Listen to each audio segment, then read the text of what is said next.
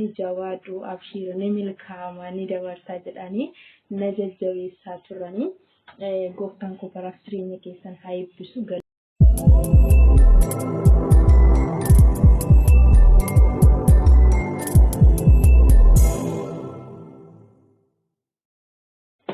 Harka fuuni kabajamtootaaf jaallatamtoota hordoftoota Dirree Entertainment akkam jirtu nagaa keessanii ani obboleettiin keessan baay'ee nagaa kooti galanni guddaa waaqayyoodhaaf haa ta'u baga nagaatti eegamtan baga nagaa taatan isiniin jechuu jaalladha. Egaan nagaa kooti aansiteeni guyyaa irraa kana hedduu gammadee ta'een kanan gara keessan dhufe maaltu si gammachiisee naan jechuu dandeessu. Gammachuu koo isinitti himachuutiin dura gidduu kanaaf badeen ture viidiyoo hojjetaan turre haaluma tokko tokkotiin wal qabatee viidiyoo illee waan hojjechuun naaf hin mijannee fi biizii waan ta'eef gidduu keessanii badee ture jechuudha. Amma garuu deebi'eera gammachuu guddaa tokko qabattee baay'ee guyyaa irraa kana viidiyoo hojjechuuf natti mijatu ture garuu gammachuu koo isiniif qooduun barbaade jechuudha. Kana keessa garuu ergaan dabarfadhutu jira. Maaltu si gammachiisee maaltu argamee naan jechuu dandeessu. YouTube kiyyaa $1 naaf kaffaleera. Oh my god.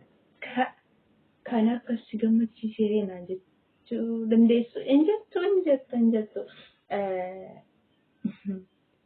Gaabbachuuf akka nama maallaqa argee hin beekne nama godha.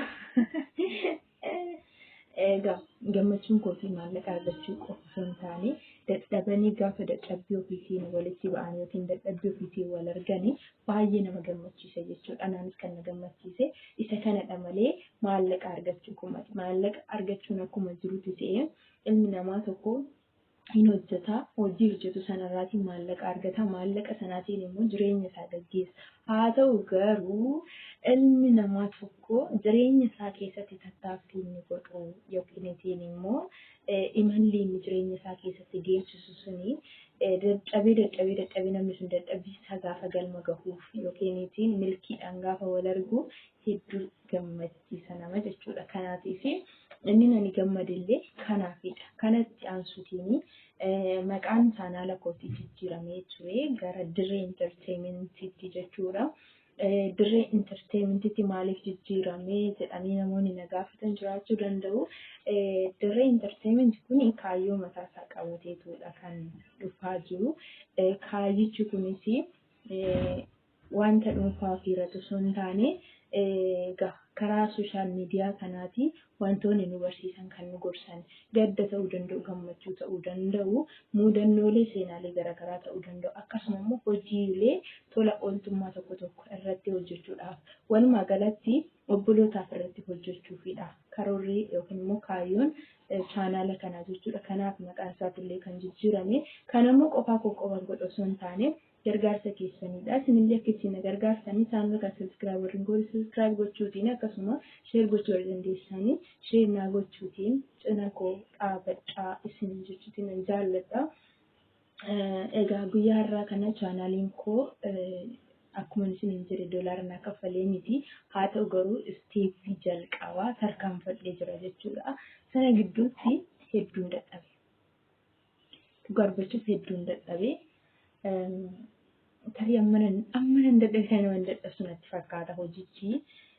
Dhaqeetu hojii kootii wajjin jedhee anis irratti aktiif ta'een hojjenne waan ta'eef sana keessa garuu hedduu na dadhabseera jechuudha. Bergit yaalee milkaa'uuf bira gahuuf hawwii ture. Sababii hojii dhuunfaa jechuun iddoo jiru wajjinitti wal qabatee dhimma kanarratti aktiif ta'e waan hin hojjechuu hin dandeenyee fi yeroo dheeraa natti fudhatee abdiillee kutadhee tuqaa kaayeera kana booddee hin deemsisu jedhee jechuudha. Gamanumaan obboloonni galateeffachuu barbaadu ni jiru. Obsee qixxaataa guddaa galatoomi ulfaadhu siin jedha.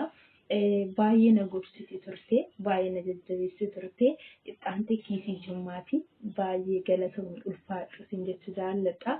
Already guyyaa irraa kana akka nama milkaa'etti nuuf ilaalaa jira. Because YouTube'n waggaa waggaadhaan seera haaraa baasaa hin beektu kana seera haaraa sana keessatti ani osoo nun bara tokko seera tokko hin guutiini seeri haaraan kan biraan irratti dhufaa ture jechuudha. Sababa kanarraa kan ka'e ani hojii kanarratti aktiivitee waan hin hojjennee fi baay'ee narratti bakka yeroon sa'ii tokko hin dabalata akka hin kaasaa takka sabiskaabii kaasa takka akkas gaafa inni godhu dhugumatti abdii kutachaan ture jechuudha. Innaa milkaa'umsi garam jira amma hin jedhutti jechuudha. Sana keessatti garuu obboloonni kun jawaaduu abshiiruu ni milkaa'ama ni dabartaa jedhanii na jajjabeessaa turanii gooftaan koo bara jireenya keessan haa eebbisu galatooma ulfaadhaa isiniin jechuun nan jaalladha. Egaa guyyaa irraa kana isteeppii tokko tarkaanfadhee jira. Isteeppiin inni naafee waan xiqqoodha waan muraasaa yoo waaqayyo jedhee wanta torbii lama torbii natti hin fudhannedha jechuudha. Sanas waaqayyo na gargaara jedheetiin amana. Akkasuma immoo obboloonni koo viidiyoo nan hojjedhu gochuudhaan yaada keessaniitiin karaa adda addaatiin na cinaa dhaabbattan jirtu hundumti keessan hordoftoota koo kan taatanii galatoomaa ulfaadhaa isiniin jechuu jaalladha. Isinis milkaa'ina koo keessaati gahee guddaa taphattanii jirtanii. Itti aansee nama tokko nama dhiyoo baradhe tokkotu ture. Namni kun loogoo naaf hojjechuudhaan akkan yuutuubii koo bakka ajaa'ibsiisatiin ilaalu akka inni itti hojjedhu na godhee jira. Jajjabni namni sun naa godhe gorsi namni sun naa godhe danuu na boonsee jira. Nama kanallee maqaa miidiyaa isaatiin inni isa beekaa. Loogoo hojjetachuu warri barbaadanii akka hojjechaa ture waan natti himee fi hojjisiifachuu hin dandeessu karaa maqaa feesbuukii isaa Tamasgeen miidiyaa jedhama. Karaatii fi loogoo warra hojjisiifachuu barbaadan akkasuma poostera garaagaraa hojjisiifachuu warra barbaadanii dubbisuu dandeessu feesbuukii Tamasgeen miidiyaa jedhamu sarchi gootanii jechuudha. Garuu karaa keessaas yoo na dubbistanii lakkoofsa nama sanaa gaafadhee isin dabarsuu hin danda'amu lakkoofsa hin qabanii. Garuu namni kun jajjabinuma koo godhee waaqayyo bara keessan haa eebbisu eebbifamaa isiniin jechuun nan jaalladha. Galatoomaa ulfaadhaa. Kana booddachis immoo cina kootiin nabamiina. Mitiin wal gargaartee laga ceetiin akkas jedhani qoncee wal gargaartee arbahiiti waan akkasiis mammaaksa baay'ee isaan beeku. Kanaatiif nuti yoo harka wal qabanne iddoo guddaa gahuu dandeenya. Lafa gahanne sana gahuu dandeenya jechuudha. Warreen nu dursan garuu yuutubaroota jedhanii warreen sadarkaa ol irra jiranii qubanuu qabani nuti isaan quba qaba maleeti. Kanaaf nuti immoo yoo wal qabanne harka yoo wal qabne yoo wal gargaarre karaa dandeenyuti yoo wal cina dhaabbanne dhugaa dheessumayyuu gahuu ni danda'ama jechuudha. Ani abdii kutadhee dhaabadheen ture garuu obboloonni lakki waan naan jedhanii waan na jajjabeessaniif anillee xiqqeeffadhee iddoo kana akkan ga'u na godhanii jiranii. Biyya har'a kana guutumaan guutuutti akka nama milkaa'etti of ilaalaan jira. Hin dhufas immoo hin dhufa milkaa'insi. Kanaafuu bakka yaadame ni ga'ama jechuun nan jaalladha. Dhugaa dubbachuu fi kaayyoon chaanaala kanaa yoo waaqayyo jedhe fuuldura wajjumaan ilaalla wanta irratti hojjetamuudhaaf jiru kana isiniin jechuutiin nan jaalladha. Gamanaatiin namootaan ergaa dabarsuu fi barbaadutu jiru. Isaanis jammaarii ta'anii fakkeenyaaf yeroo viidiyoon keenya fakkeenya yeroo tokko yoo vaayiraalii argate yeroo tokko vaayiraalii isa gadi bu'a. Sababa kanarraatiin naqeetu yeroo keenya irreen nurraa kaasaa sabiskiraabii keenya nurraa kaasaa fakkeenya waan akka sabiskiraabii maamina kanaatiif gaafa inni jedhanii hin kaasaa. Sana keessaa abdii kutachuutu jira. Mana namaa keessa waan jirruuf immoo guyyaa torbanitti si'a sadii yookiin akka inni jennetti viidiyoo mataa keenya tokko viidiyoo qulqullina qabu hojjennee hin maxxansinu. Yookiin viidiyoo sooshaal miidiyaa garaagaraa irraa tiktook irraa maalirra waraabne kennee maxxansina. Inni sun immoo yookiin ittiin koopiraayitii nutti kenna yookiin ittiin vaayiraalii argateetu ilaalamaa yookiin ittiin hin ilaalamu. Sababa sanarraatii kan ka'e dhaabbanni yuutuubii takkaan nurraa kaasaa takkaan nutti deebisaa takkaan kaasaa takkaan deebisa. Kana keessa immoo abdii kutannaatu jira. Kana abdii kutannaa kana waan hin argeef nama waa'ee abdii kutannaa kan hin kaase haasa'uu barbaadeef kanaaf walumaa galatti abdiin kutatina hin milkaa'ama jechuu barbaade kananii jabaadhaa adeema.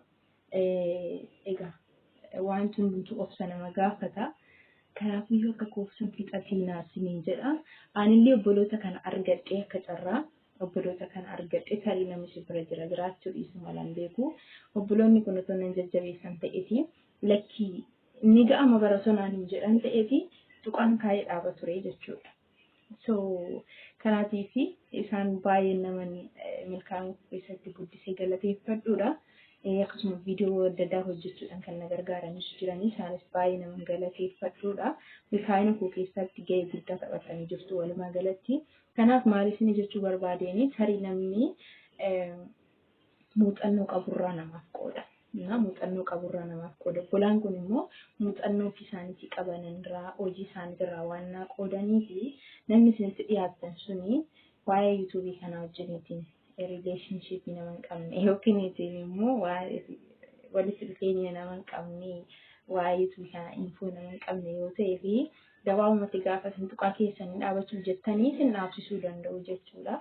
So namoota akkasii hojii kanaatiin walitti xiqqoo baratanii wayii jajjachaa jiran ittiin gaafa walitti dhuftan garuu namni kun lakki jedhee muuxannoo ofii isaatii qaburraa isinii qooda akkasiin gabaabumatti tuqaa keessanii hin dhaabbanne isin gochuu danda'a. Kan obboloota anaan na gargaaran isin jedhu kanaa jechuudha. Kana walumaa galatti kan hin kaasee fi jabaadha abdiin kutiinaa hin milkaa'amanii turama malee isin jechuu jaalladha.